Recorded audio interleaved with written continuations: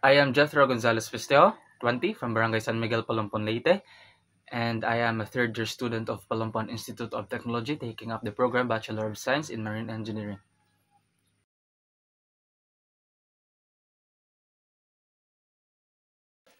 The question of whether a gender is assigned at birth or established at conception and recognized at birth is a tricky one.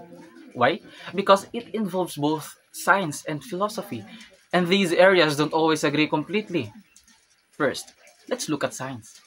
Science tells us that biological sex, things like whether someone is male or female based on their chromosomes, XX or XY, is determined at conception.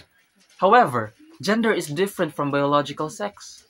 Gender is about how people see themselves and their roles in society, and that can be influenced by their feelings, culture, and experiences. This means that while a baby's sex is recognized at birth based on their body, their gender may not always match that as they grow up. Let's think about it from the perspective of philosophy. Some philosophers believe that gender is something we are born with, tied to our biology, so they would say it's established at conception.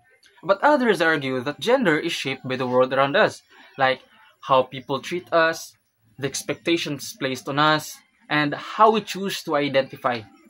This supports the idea that gender is assigned at birth, meaning society gives us a label when we're born, but it might not fit who we truly are inside. So, which is correct? The truth is, both ideas have some truth in them.